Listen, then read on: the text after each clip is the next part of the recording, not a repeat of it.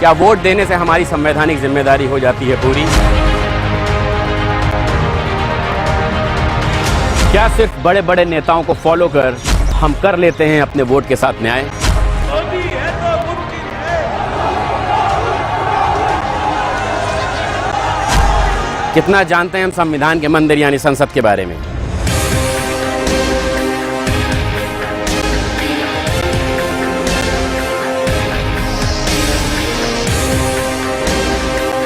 कितना जानते हैं अब आज तक चुने गए जनप्रतिनिधियों को?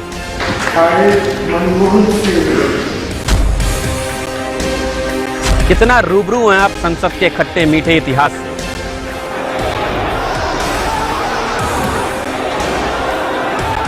जानिए लोकतंत्र के इतिहास में पहले चुने हुए जनप्रतिनिधि से लेकर At the stroke of the midnight hour, when the world sleeps, India will awake to life and freedom.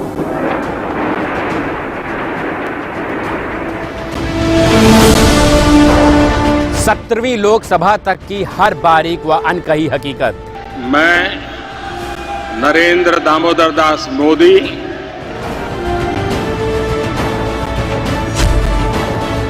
मेरे यानी रोहित सक्सेना के साथ किस्सा संसद का सिर्फ पार्लियामेंट्री बिजनेस पर।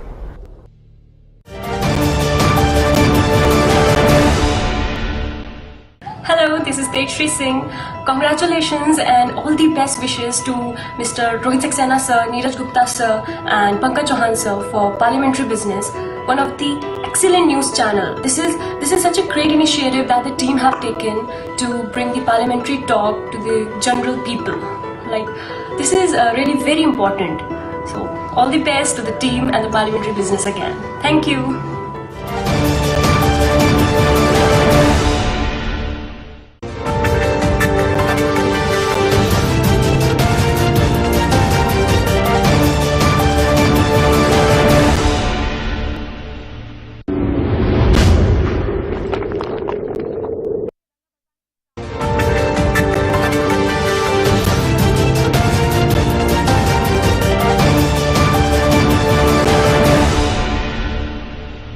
नमस्कार, स्वागत है आपका पार्लियामेंट्री बिजनेस में। आपके साथ मैं हूं पारुल त्यागी। उत्तर प्रदेश की बरेली सीट से मौजूदा सांसद बीजेपी के संतोष गंगवार हैं। संतोष गंगवार बरेली लोकसभा सीट से 8 बार सांसद रहे हैं। पार्लियामेंट्री बिजनेस आपके संसदीय क्षेत्र के सांसद जी का रिपोर्ट कार्ड दिखाता है और बताता है कि आपके संसदीय क्षेत्र में कैसा विकास हो रहा है और आपके सांसद जी जमीनी पटल पर कितना काम कर रहे हैं। सो इस बार हम पहुंचे बरेली संसदीय क्षेत्र में, क्या कुछ सामने आया, क्या कुछ जमीनी हकीकत रही, देखिए इस रिपोर्ट में।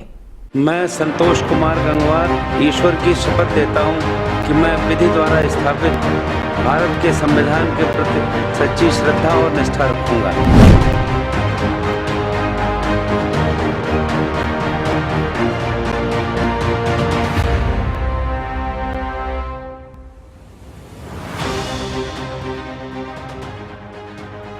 भारत के सबसे बड़े राज्य उत्तर प्रदेश में स्थित बरेली जनपद राष्ट्रीय राजधानी दिल्ली और उत्तर प्रदेश की राजधानी लखनऊ तक के राष्ट्रीय राजमार्ग के बीचों बीच स्थित है। प्राचीन काल से इसे बोलचाल में बांस बरेली का नाम दिया जाता रहा और अब यह बरेली के नाम से ही पहचाना जाता है। इस जनपद का शहर महानगरीय है। यह उत्तर प्रदेश में 8वां सबसे बड़ा महानगर है। बरेली उत्तराखंड राज्य से सटा जनपद है। रामगंगा नदी के तट पर बसा यह शहर प्राचीन रुहेलखंड का राजधानी मुख्यालय रहा है। महाभारत काल में बरेली जनपद की तहसील आंवला का हिस्सा पंचाल क्षेत्र हुआ करता था। ऐसे में इस शहर का ऐतिहासिक महत्व भी है। धार्मिक महत्व के चलते बरेली का खास स्थान है। नाथ संप्रदाय के प्राचीन मंदिरों से आच्छादित होने के कारण बरेली को नाथ नगरी भी कहा जाता है। शहर में विश्व प्रसिद्ध दरगाह आला हजरत स्थापित है, जो सुन्नी बरेलवी मुसलमानों की आस्था का प्रमुख केंद्र है। इसलिए बरेली को बरेली शरीफ, शहर आला हजरत भी कहते हैं। ख्वाजा कुतुब भी यही है और खानकाह नियाजिया भी इसी शहर में है। उत्तर प्रदेश की बरेली लोकसभा सीट पर 2014 के चुनाव में बीजेपी उम्मीदवार संतोष कुमार गंगवार ने यह सीट जीती थी। उन्हें 5,18,258 वोट मिले थे। वही समाजवादी पार्टी की उम्मीदवार 2,77,573 वोटों के साथ दूसरे नंबर पर रही थी। वैसे यह क्षेत्र कांग्रेस का गढ़ माना जाता रहा है। यहाँ पर सबसे पहला चुनाव सन 1952 में कांग्रेस पार्टी ने ही जीता था। उसके बाद सन 1962 से 1971 तक यह क्षेत्र जनसंघ के खाते में रहा था। इसके बाद कांग्रेस और लोकदल पार्टी भी इस सीट पर अपना कब्जा करती आई है। 1989 से 2004 तक बीजेपी के संतोष गंगवार इस सीट से सांसद रहे। उसके उपरांत 2009 में कांग्रेस के प्रवीण कुमार ने इस सीट पर चुनाव जीता। यहाँ के वर्तमान बीजेपी सांसद संतोष कुमार गंगवार केंद्र में रोजगार राज्य मंत्री का स्वतंत्र प्रभार संभाल रहे हैं। इस क्षेत्र के अंतर्गत विधानसभा की 5 सीटें आती हैं, जिनमें मीरगंज, बरेली छावनी, नवाबगंज, बरेली और भोजीपुरा शामिल है। बरेली लोकसभा सीट में 5 विधानसभा सीटें हैं। सभी पर वर्तमान में बीजेपी का कब्जा है। बरेली 4120 वर्ग किलोमीटर में फैला हुआ है। बरेली की साक्षरता दर 58.49% है। बरेली में करीब 3,50,000 कुर्मी वोट हैं। चुनावी जीत के लिहाज से यहाँ मुसलमान और वैश्य कायस्थ वोटर अपनी महत्वपूर्ण भूमिका अदा करते हैं। हालांकि संतोष गंगवार के बारे में कहा जाता है कि संतोष गंगवार ने अपने क्षेत्र में ऐसा कोई बड़ा काम नहीं किया जिसे याद रखा जाए। आपको बता दें कि बरेली में पहले ही एशिया की जानी मानी रबर फैक्ट्री, माचिस फैक्ट्री, ITR फैक्ट्री काफी समय पहले बंद हो चुकी है, जिसके चलते यहाँ के लोगों को रोजगार के लिए बाहर पलायन करना पड़ा। जनता ये भी कह रही है कि संतोष गंगवार ने चुनावी समर से हर बार जनता से खूब वादे किए, लेकिन पूरे कभी नहीं हुए। शहर में सीवर की दिक्कत के साथ साफ सफाई की भी दिक्कत है। शहर के लोग यह भी कहते हैं कि शहर में विकास हुआ ही नहीं है। कोई विकास नहीं हुआ है। घंटाघर की हालत देखी कितनी गलत हो रही है। कहीं पार्किंग नहीं बन पा रहा है। यहाँ पे कितने साल से पार्किंग के लिए व्यवस्था की गई, कितना स्कूटर खड़ी करने की जगह है, न कार पार्किंग बना है ढंग से, और इतनी गंदगी है वहाँ पे, खड़ा नहीं हो जा रहे। ये कोई यहाँ का कोई ध्यान नहीं देता, ना सभासद, ना कोई मेयर, ना कुछ, कोई ध्यान नहीं देते। देखिए, मेरे हिसाब से उन्होंने कुछ नहीं कराया। बरेली शहर को क्या दिया? पिछले 30 साल में आप बताओ क्या तरक्की करी हम लोगों ने। हमारे यहाँ पे कोई इंडस्ट्री नहीं है। क्या इंडस्ट्री है? जो थी वो भी खत्म हो गई। ये सब लोग जानते हैं, ये तो सबको पता है। ये तो संतोष जी एक हमारी मजबूरी है, जिसके नाते वो सांसद है हमारे। अगर किसी को भी खड़ा कर दो बरेली सीट से तो संतोष जी हो चाहे कोई भी हो वो भी जीत जाएगा। लेकिन हमारे बरेली के लिए किसी ने कुछ किया ही नहीं। जबकि यहाँ पे 3 फैक्टर है मौजूद, मुस्लिम, बनिया, सरदार। देखिए, मुस्लिम फैक्टर जो है वो लेबर फैक्टर है। यहाँ से हम लेबर से अच्छी आउटपुट निकाल सकते थे, जो कि आज तक किसी ने नहीं निकाली। किसी ने इस पर सोचा ही नहीं, वर्क करना ही नहीं सीखा। बनियों के पास पैसा है, सरदारों के पास ट्रेडिंग पावर है। इन तीनों का MVS फैक्टर को किसी ने यूज ही नहीं करा। अगर ये यूज करते तो अपना बरेली आज से कई गुना आगे पहुंच जाता। इन्होंने अच्छा एक बात सोचिए, यहाँ पे एजुकेशन सेक्टर बना, वो किसकी वजह से बना? सिर्फ बनियों की अपनी पर्सनल मेहनत की वजह से बना। अगर उनके पास अपना पर्सनल पैसा था तो उन्होंने एजुकेशन सेक्टर को बनाया और अब बनाया। इसको चाहते तो और आगे बढ़ सकता है। लेकिन सबसे जरूरत अभी इस समय बरेली को इंडस्ट्री की है। मुसलमान पिछड़ा होता चला जा रहा है। जो उसका कारचोबी का काम था वो बंद हो गया, बिल्कुल खत्म कर दिया उसे, बिल्कुल ही बर्बादी के कारण पे ले आए। अब तो इन्हें चाहिए कि इसको यूज करें, इनकी लेबर पावर को यूज करें और अपनी इंडस्ट्री लगाएं यहाँ पे। उनका इतना बढ़िया कामकार लोग हैं हमारे बरेली में, इतने हुनरमंद लोग हैं, उनको यूज करें। अगर उनको यूज करें तो आज बरेली पता नहीं कहां से कहां पहुंच जाए। इंडस्ट्री लगाना चाहिए। इन इंडस्ट्री के नाम पे जीरो है, हम लोग जीरो। इनसे पूछी जाए क्या आपने करा बरेली के लिए, ये कुछ नहीं बता पाएंगे। ये सिर्फ इतना बता देंगे कि मैंने ये पुल का निर्माण करवाया। अरे ये तो पुल अपने आप निर्माण हो जाएंगे। अगर आज इंडस्ट्री लगेगी तो पुल भी आएगा, पैसा भी आएगा, लोग भी आएंगे, बाहर की फॉरेन लोग भी आएगा। इस समय तो मौका है इनको, कोरोना वायरस में अब तो मौका है। कम से कम इनको इंडस्ट्री के लिए प्रॉब्लम देना चाहिए। टेक्सटाइल पार्क इनका बन नहीं पाया, आज तक 10 साल हो गए। टेक्सटाइल पार्क की अभी ऑन ग्राउंड कुछ भी नहीं हो पाया। ये चाहते तो टेक्सटाइल पार्क को ही बना देते, कुछ भी नहीं करते। हमारे शहर के जो सांसद हैं बरेली के माननीय संतोष गंगवार जी, उनकी व्यक्तिगत रूप से जितनी भी सराहना की जाए कम है। मेल मिलाप में अच्छे व्यक्ति हैं, अच्छा मिलते हैं लोगों से, अच्छा व्यवहार भी है उनका, लोग उनको पसंद भी करते हैं। मगर जहाँ तक उनके काम की बात करें तो काम के मामले में वो शून्य हैं। दूसरा, बरेली में रोज़गार की बात करें तो रोज़गार के कोई ऐसे साधन यहाँ पर उपलब्ध नहीं करा पाए जिनके जो बरेली से लोग बाहर काम करने जाते हैं वो ना जाएं। यहाँ पर रबर फैक्ट्रियाँ और तमाम फैक्ट्रियाँ ऐसी थी जो उनके कार्यकाल में बंद हो चुकी हैं। बात करते हैं समस्याओं की शहर की, छोटी छोटी समस्याएं, जल भराव की समस्या मेन इस समय है। बारिश के दिन चल रहे हैं, चाहे एसपी सिटी का कार्यालय हो, चाहे एसएसपी का कार्यालय हो, या जिला अस्पताल हो, या बरेली के मोहल्ले हो, तमाम जगह जो है जल भराव होता है। बात करते हैं उनके सुभाष नगर इलाके की। सुभाष नगर इलाके में आज से 5 साल पहले गए थे कि यहाँ की जल भराव की समस्या हम ख़त्म कर देंगे, मगर आज तक वहाँ जल भराव की समस्या तहस से मस नहीं हुई है। और जल भराव इतना होता है कि लाखों लोग प्रभावित हैं। सुभाष नगर के लोग दुखी हैं, रोते हैं। सुभाष नगर का मोहल्ला है पूर्वा बब्बन खां, उसमें पानी भर जाता है, तो ये समस्याएं वहाँ की जटिल हैं। बात करते हैं मलुकपुर की, तो मलुकपुर में जल भराव की समस्या भी बनी हुई है। वहाँ पर छोटी सी समस्या का छोटी की बात से समस्या का समाधान हो सकता है। टक्कर की पुलिया है, टक्कर पुलिया को अगर चौड़ा करके बनवा दिया जाए तो समस्या का समाधान हो जाएगा और लाखों लोग जल भराव की समस्या से निजात पालेंगे। देखिए संतोष जी बेशक 7 बार से हमारे यहाँ सांसद हैं, लेकिन हम ये जानते हैं कि बीते 7 बार में भी वो अगर हमारे क्षेत्र में कभी आए हों तो हम ये जानते हैं कि सरकार का ये वादा है कि सबका साथ सबका विकास, उस नीति पे भी चलते हुए कभी भी उनका भ्रमण या कोई दौरा हमारे क्षेत्र में नहीं हुआ है। हमारे क्षेत्र में बेसिक सुविधाओं में सिर्फ बिजली की एक ऐसी सुविधा है जो कि पूरी है, बाकी सीवर, पानी, किसी चीज़ का कुछ नहीं है। और जबकि वो श्रमिक विभाग के मंत्री भी हैं, उस हिसाब से भी अगर हम देखें तो हमारे क्षेत्र में ज़्यादातर वर्करों का निवास है। तो हम ये देख रहे हैं कि जो वर्कर जिन जिन जगहों पे काम कर रहे हैं उनको रोज़गार मिल तो रहा है और नहीं भी मिल रहा है, बहुत सौ का छिन चुका है।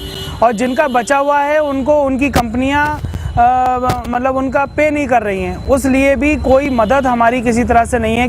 देखिए, एक तो मान लीजिए ये हमारा जो टाइल फैक्ट्री यहाँ पे थी सीबीगंज में, वो मेरी नज़र में एक बंद हुई थी और लोगों को करने की वजह से बंद हो गई हैं। कई कारखाने जो छोटे मोटे थे, जैसे जीन्स का कारखाना होता था और बहुत से छोटे कारखाने जो निचले स्तर पर चलते थे, वो भी पे की वजह से बंद होते नजर आ रहे हैं क्योंकि सरकारी कोई मदद उनको नहीं मिल रही। हमारी टीम सांसद संतोष गंगवार के गोद लिए गांव रहपुरा जागीर भी पहुंची तो पता चला कि गांव में आज भी रोड कच्चे हैं और आज भी लोग शौच खुले में करते हैं। ग्रामीणों ने बताया कि उनके यहाँ आज भी बड़ी संख्या में अधूरे शौचालय पड़े हैं। सांसद कभी गाँव में आते ही नहीं है, अधिकारी कभी गांव पहुंचते भी हैं तो भी रस्म अदायगी करने पहुंचते हैं। कहने का मतलब साफ है कि सांसद संतोष गंगवार हर जगह फेल नजर आते हैं। जब हमारी टीम ने शहर के अलग अलग क्षेत्रों में लोगों से बात की तो लोगों ने कहा कि यहाँ विकास कागजों में है, हमारे सांसद तो बढ़िया है लेकिन काम के नाम पर कमजोर है। मैं इस समय सांसद संतोष गंगवार के संसदीय क्षेत्र में खड़ा हूँ। आपको बता दूं ये बरेली का सिविल लाइंस क्षेत्र है। यहाँ पे तमाम मेरे साथ लोग हैं, पूछते हैं उनसे आखिर उनके सांसद ने उनके लिए क्या काम किए हैं, आखिर वह कितने सेटिस्फाई हैं अपने सांसद से। भाई साहब, जानना चाहेंगे आपका शुभ नाम? मैं अहमद खान टीटू और बरेली का रहने वाला हूँ और मैं माननीय सांसद जी के बारे में बस यही कहूँगा कि आप 6ठी बार सांसद बने हैं बरेली लोकसभा के अंदर, लेकिन एक भी काम कोई ऐसा नहीं है जिससे बरेली की जनता खुश हो सके। और बल्कि मैं ये कहूँगा कि एक जो बहुत बड़ा उद्योग यहाँ पे लगा हुआ था रबर फैक्ट्री, आप ही के माध्यम से ये ख़त्म हो गई है सांसद जी के माध्यम से। और जैसे कि सभी जानते हैं कि बरेली एक ऐतिहासिक शहर है, यहाँ पे मांझे का काम सबसे बड़ा है और आरी का काम, दरदूरी का काम सबसे बड़ा है, लेकिन यहाँ की जनता को कोई लाभ नहीं मिल रहा है यहाँ पे। और रही बात सड़कें, आपके सामने हैं, प्रदेश सरकार का एक स्लोगन चला था कि गड्ढा मुक्त सरकार, लेकिन आज की तारीख में देख लीजिए, मुझे तो लगता ही नहीं है कि गड्ढा मुक्त सरकार है, ये गड्ढा युक्त सरकार है। और रही बात, यहाँ पे 7 विधायक हैं, 2 सांसद होने के बावजूद बरेली हमारा इतना पिछड़ा हुआ है। बस मैं आपके माध्यम से यही कहना चाहता हूँ कि बरेली की जनता को सिर्फ विकास चाहिए, जिसका भारतीय जनता पार्टी ने वादा किया था कि सबका साथ सबका विकास, लेकिन ये कुछ भी नहीं हो पा रहा है। मेरे साथ एक और शख्स हैं, उनसे पूछते हैं आखिर वो अपने सांसद से कितने खुश हैं, कितने नाराज हैं। सांसद जी के बारे में क्या बताना चाहेंगे, अब तक का उनका कार्यकाल किस रूप में देखते हैं आप? देखिए, जो बरेली के सांसद जी हैं 7वीं बार चुने, लेकिन उनका कोई ऐसा काम नहीं है जिसकी चर्चा की जा सके। बरेली से में जब चुनाव हो रहे थे अभी 2019 के, उससे पहले सांसद जी जाते हैं बरेली के एयरपोर्ट का उद्घाटन कर देते हैं, बरेली जनता को सपना दिखाते हैं, कहते हैं कि जहाज उड़ेगा अब यहाँ से बहुत जल्दी। लेकिन लोकसभा चुनाव आ गया, रिजल्ट भी आ गया, मंत्री भी बन चुके हैं, लेकिन आज तक फ्लाइट चालू हुई है। एक बरेली कॉलेज है यहाँ पर, पहली बार इन्होंने वादा किया था कि हम उसको ड्रीम यूनिवर्सिटी बनवाएंगे। आज तक ड्रीम यूनिवर्सिटी नहीं बनी, रबड़ फैक्ट्री बने।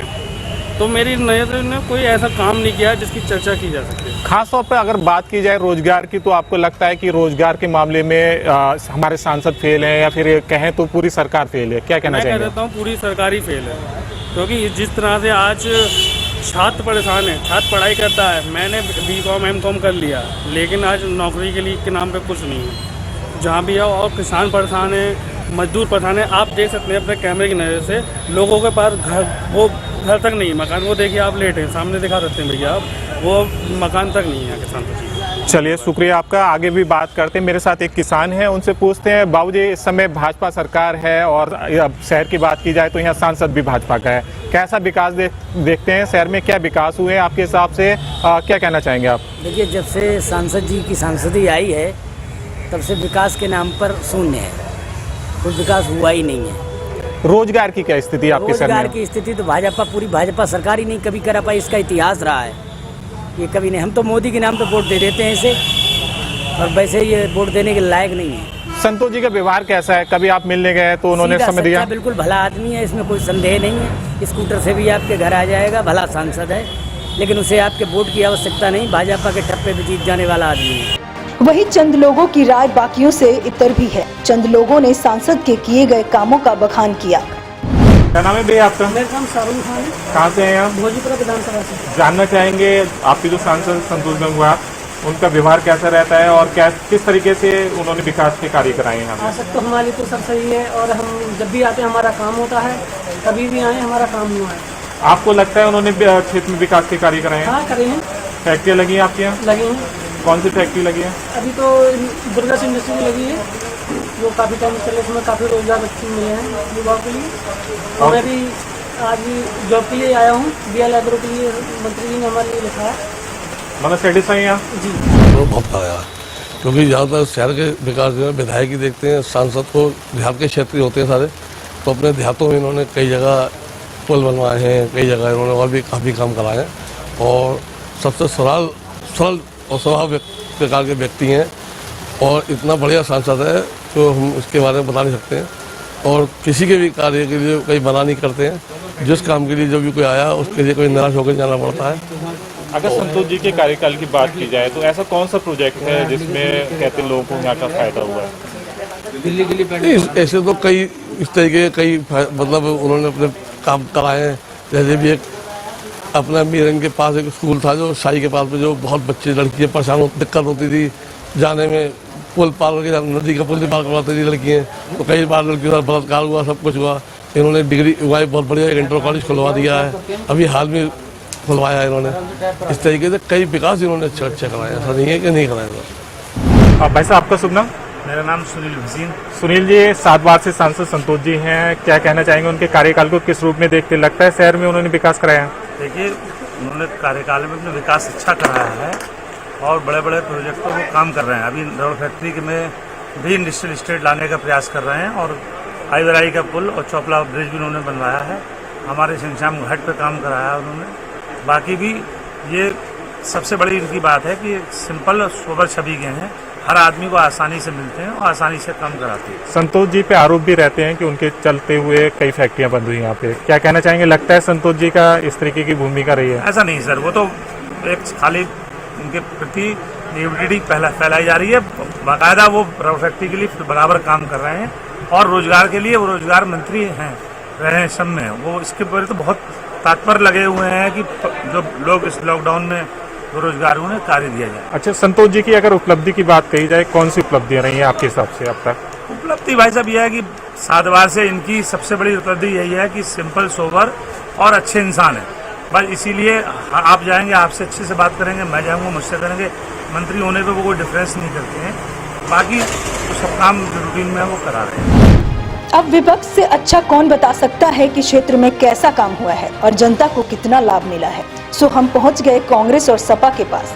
कांग्रेस और सपा ने बरेली के सांसद जी को आड़े हाथों लिया और खूब खरी खोटी सुनाई।